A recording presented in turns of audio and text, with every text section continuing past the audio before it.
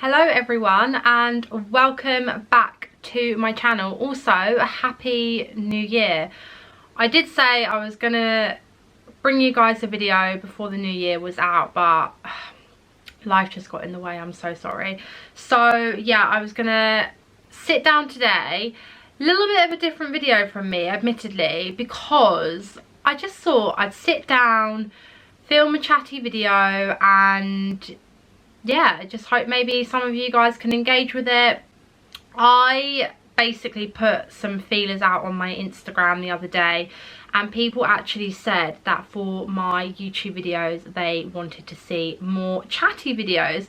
So I was thinking, what can I do that is more along like a chatty video that isn't a haul? I got to thinking it can literally be like girl talk, boy talk, it can be anything. I've had so much experience with all of those things, you know, from dating to fuckboys to everything. So I just thought, and you know what, I'm gonna sit down and I'm just gonna talk at you. So yeah, I hope that you don't mind and that it doesn't sound like verbal diarrhea, but I did put some questions out on Instagram and I think that's going to be a guide for me for this video. But grab yourself something to drink. I've got an oat milk tea and maybe a snack. I literally had just bitten into one of these grenade bars. This one is flavoured white chocolate salted peanut. Oh my god, it's so good. I'm literally addicted to these things.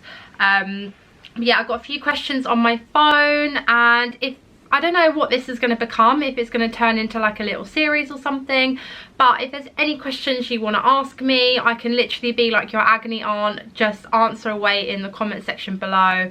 And I really hope you enjoy it, guys. Give it a thumbs up if at the end you do enjoy this video. Right, so first question. Would be intrigued to hear how you found going from being single into a relationship. Okay, really good question, because I got to the point where I was done with boys, like D-O-N-E in capitals. I had so many fuckboys. Honestly, anyone that knows me knows I'd come to the end of my tether when it comes to like just boys. I was like, nope, don't want to go near them, get me away from dating apps, get me away. I was like, I just want to be single, because boys are too much hassle. They shatter your self-confidence, they make you feel like shit, and I was like, no, I've had enough. And then I was like, I'm not gonna look, I'm just gonna focus on myself, be my best self. If someone comes along, they come along, but I really was not looking for anything. Then I went out on a night out in Clapham to Cafe Sol. I mean, if you follow me on Instagram, I get asked this question all the time on my stories. You guys probably have heard this story before, but basically I met Lewis, who is my current boyfriend. We've been together over a year now. And yeah, the rest was history. I mean, I didn't think it was going to go anywhere because I didn't really know. I think I knew I was sure of my next boyfriend, the next guy that I met, I was sure that I would want it to be serious. Like, I wasn't about being here for like, let's go with the flow or anything like that. Like, so I knew that like the next guy that I would meet, it would be something meaningful to me, not just like a Netflix and chill situation, if you get my drift. Not gonna lie, I'd been single for a while, so when Lewis and I started spending a lot more time together, what I found quite difficult was the sharing a bed thing. Not gonna lie, I've been so used to starfishing literally like this in my own bed for a long time, and having a boy share a bed with you, it's like sleeping patterns. Most guys snore. I'm a really light sleeper. Like, yeah, I think that was probably the hardest thing. I know that sounds really silly, but like, I don't know, if you find someone that you meet and you click with, you have a good connection. I mean, we met in Cafe Sol, it's like SOL, so I make a joke to my friends that we are soulmates, lol. If you meet someone who you've got a great connection with, like when I spend time with Lewis, I literally feel like he's my best friend. So it feels like I'm constantly in the company of my best friend. Yes, there are challenges. I think for me, it's like not being selfish, like, and actually thinking about the other person, how they feel.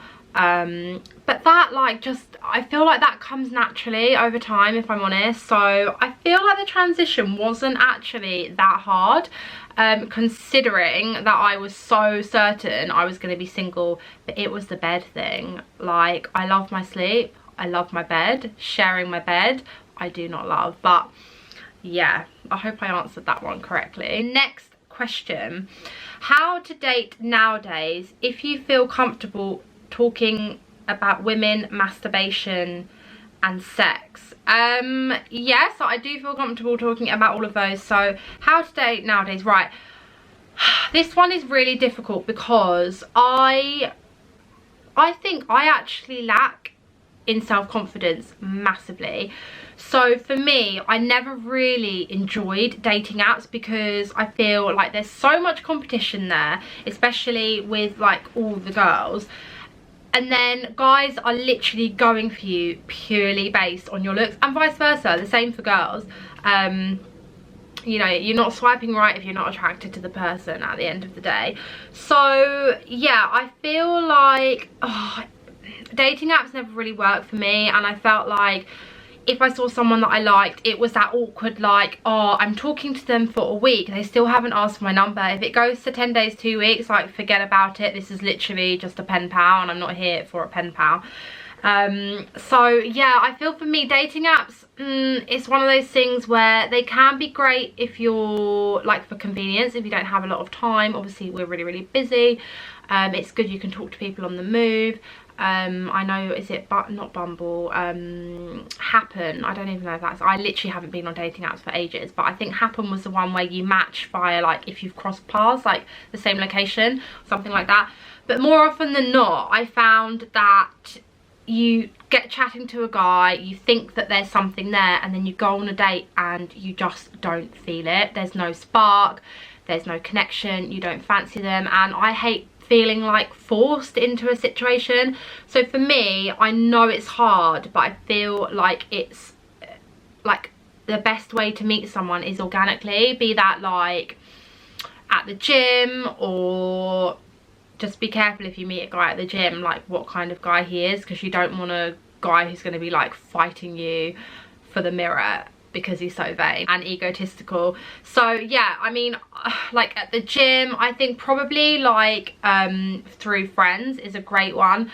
I don't know if your friends have house parties, that would be a great way to kind of widen your circle, even if it's not like romantically, just to have like guys in your life who are just friends. But I think the summer is a great time, I feel, to meet people, because it's like people are more social, they're up for like going out drinking, like beer gardens, places where you can just interact, and then you will know if you instantly fancy that person. You won't have to wait a week to see whether you fancy them or not, all that like chatting and building yourself up, and then you're just like literally let down, and it's just such a disappointment. So yeah, I hope I answered that one. There was a second part to that question: if you feel comfortable talking about women, masturbation and sex. So yeah, when it comes to sex, we'll happily talk openly about it. I think it's so important.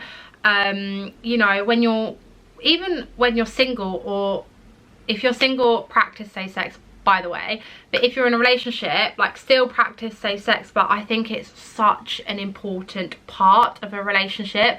Like, obviously, you know, communication is key, attraction, actually understanding someone, but sex is a huge part of a relationship, and a successful relationship too. Obviously some people will have sex more than others, that is completely based on your sex drive and how you feel about that. There's no right or wrong answer for that. But yeah, women masturbation, I'm 100% here to talk about that. So sorry dad, if you're watching, this might be very embarrassing, but I was gifted this clitoral stimulator from Lalo. So it does look like this. I was a bit of a prude, I'm not gonna lie. I hadn't really used a vibrator before this, which some of you may find really hard to believe. But yeah, this was sent to me by Lalo, and it is of a slightly higher price point. I think it's about £160, and it's stocked in like Selfridges, but it is 100% worth the money. Oh my goodness. It does make a funny noise. There's like, I think 6 or 8 different settings. I don't know how, so it's like sorry, I get a little bit immature about this kind of stuff, but like you can change the intensity, also the setting. Sounds like a silent disco.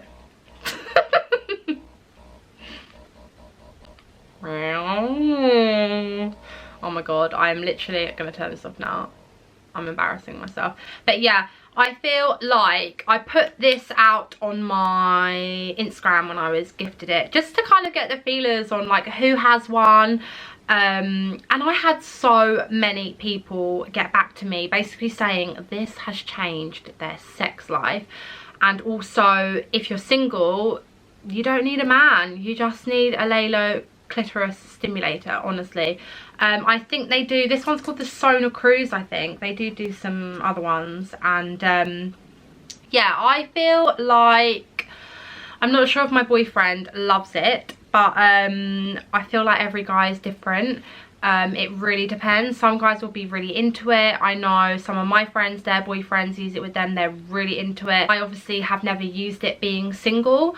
I don't know how a guy would feel if you were just to whack it out of your bedside table drawer. Like, I don't know, but to be honest, I feel like it's so important for guys to reach that, you know, to come basically, and for girls I feel like it should also be equally as important. Like, you know, it's the same principle. So yeah, I hope I haven't embarrassed myself. Next question: how do you get your confidence back after being hurt by cheaters, fuckboys, etc.? Okay, this is a really good question because we've all been there, I am sure. I've certainly been there. I have had guys treat me like absolute shit, sorry for the language, on the bottom of their shoe. I have felt like I have no self-worth, and the way they've made me feel, my confidence has just diminished, and I feel like this big, which for me in the past was reflected on the guys that I then went for. Self-worth and what I thought of myself was so low that I was going for guys that, looking back, like, I'm not going to sit here and say I'm an oil painting. I have like many insecurities like every girl, but I was just going for the wrong men, that they were literally like a recipe for disaster. But I just felt like from my past experiences, these guys had made me feel like that, and it is, I'm not gonna lie, it's really, really hard. It takes a lot of strength to pick yourself up, but it's like when you break up with a guy, you feel like it's the worst feeling in the whole entire world, and you feel like you are never gonna pick yourself back up again, but you find an inner strength, like you really do. And I feel that just when you're in that situation, know that that is the worst part, like the worst feeling. You're not going to feel any lower than that. How you feel in that moment is the lowest of the low, and you're going to pick yourself up, just dust yourself off, literally put on one of the sexiest dresses in your wardrobe, call up one of your girls, get a group together, go on a night out, have some cocktails, make yourself feel better, and then in between just focus on doing the things that you love. You know, reading a good book, going to get a coffee, having a pamper day at home, doing a little facial, a face mask, running a hot bath, watching your favourite series on Netflix. At the minute I am addicted to You. Maybe stay away from the rom-com, you might be a bit fragile for that, but you'll get, like, honestly, I feel like if I was to have a daughter, that is the advice that I would give to her 100%, because it's true, you do pick yourself back up and you realise that, like, these guys are just idiots, and why were you wasting your time with them? So I don't know if I've answered that question as articulately as I could have done, but I feel like you probably get my drift. Next question. Did you ever think about dating girls? I don't see anything wrong with girls dating girls. I feel like if that's your sexual orientation, like, you do you. But personally, I've always been into guys, particularly having sex with guys, so it just hasn't been on my radar. Like, I've always dated men. I've never had an interaction with a woman. So yeah, I feel like the answer to that is a definite solid no. Insecurities in relationships, feeling like you're not enough for someone to love you. Okay, so that's quite, actually that makes me really sad. I'll put my hands up, and like Lewis knows this, my previous relationships, like my exes, they have known that I've had insecurities and what they have been. And insecurities are such a horrible thing because they can destroy a relationship, they really can. And they make you feel like it's the insecurity you have in yourself. It's like you think that that person sees it and it's magnified. And all I can say is you really have to try and control your insecurities. I know for a fact that I might think these things about me, but I know that like Lewis and my exes have not thought that about me. But it's like, that's the thing about insecurities, they get inside your head, and if it's something that someone else has said, it will stick to you like glue. But honestly, you really have to somehow manage to squash those insecurities because they can destroy a relationship. I mean, how do you, like, it's a hard one. It really depends what your insecurity is. You know, if it's to do with your body image, I would probably say, you know, maybe you could do things that might make you feel more confident, such as like working out or buying some sexy underwear, or just learning to love yourself. I feel like that expression, you have to learn to love yourself for somebody else to love you, is so true. And the only thing I can say here is you really have to learn to control your insecurities. And I think once you are with someone and you love someone, they'll reassure you that you are enough for them. So hopefully that will help you to feel at peace, not only within yourself but in your relationship too.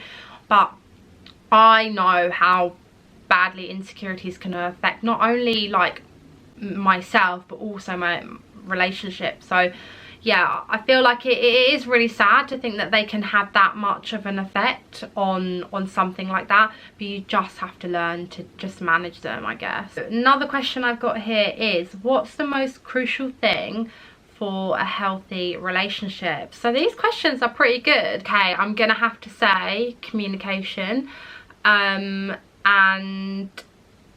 I feel like I've definitely learnt this so much in my current relationship, because sometimes there will be times, say if you have an argument or a disagreement, and I can be quite stubborn. Sometimes the last thing I want to do is talk about my feelings, talk about the other person's feelings. I just want my own space to just deal with those feelings and how they've affected me.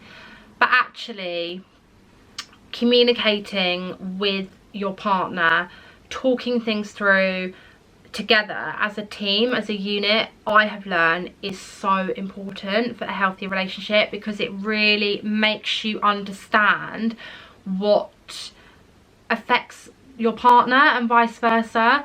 And it really just does help, like, moving forward. You know what are sensitive subjects. Obviously don't walk on eggshells, like be yourself, but I feel like communicating it has so many benefits, honestly.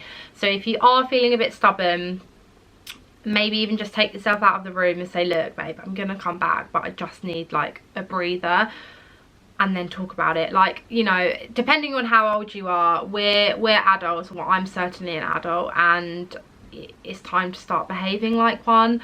We're not children anymore. Well, I certainly am not. So yeah, for me, I would say communication is key. This one says, you've talked a lot about contraception on your Instagram stories. How are you getting on with the coil, and what other contraceptive methods have you tried? So yeah, I have spoken a lot about the coil. I'm on the copper IUD coil. I opted for that because I basically wanted a contraceptive method that was going to be highly effective for me. I am not looking to have a baby right now. It's not something that I feel it's not the right time, basically. I do want one eventually, or a few, who knows, but right now it's just not the right time. So yeah, I seeked contraception in the form of the copper coil because for me the main thing was I didn't want to be pumping artificial hormones into my body. I did a lot of research. I actually put out some stories on Instagram. I was so overwhelmed by the response. Like, so many people helped me to make a decision, and obviously I spoke to my nurse a few times, chickened out, went back, but yeah, I think it's probably been the best thing that I've done. Like, I'm not gonna lie to you, having it put in was painful. My periods in turn have gotten worse, both heavier and also way more painful. Like, whew, honestly, like, I used to have a relatively painful period, but it was manageable with pain relief. Now it is horrendous, but it's usually only about one day where it's really bad, and then for me, for the rest of the month, I don't have to worry about taking the pill. I don't have, I'm not affected unless it's like a hormonal breakout pre-period or something. It's not giving me bad skin. It's not causing me to gain weight. It's not affecting my sex drive. There's so many things that are directly correlated to putting artificial hormones in your body, and I just thought, I had been off hormonal contraception for such a long time, and I just didn't want to go back to that, because before that I was on microgynon, which I know is probably the most common pill that the doctors give out to you, but that did not agree with me. Oh my goodness, I feel like I was crazy on that. Like, honestly, like, my moods, I felt like I just wanted to eat everything in sight. Like, you know, like that week before your period where you literally just, your stomach is like a bottomless pit. That was me 24/7. So I felt like I put on weight. I was moody, and my mood swings, I was like up, down. And I just, it wasn't for me. So yeah, I love the kind of no hormone element of it. I think the copper coil lasts for 10 years. Definitely will have it out. He will have it taken out before 10 years, because I would hope that, I'm 28 now, so I would hope by the time I'm 38 I would have had a baby. Despite that, I would 100% recommend it. And I know, like, some people, even nurses, were saying to me I probably should go for the Marina coil, because I had heavy periods before, but for me, it's the no hormone element of it. So that is why I decided to go for that. So I think I'm going to do one more question, because I'm conscious that this video is going to be like 30 minutes long. This is a very specific question.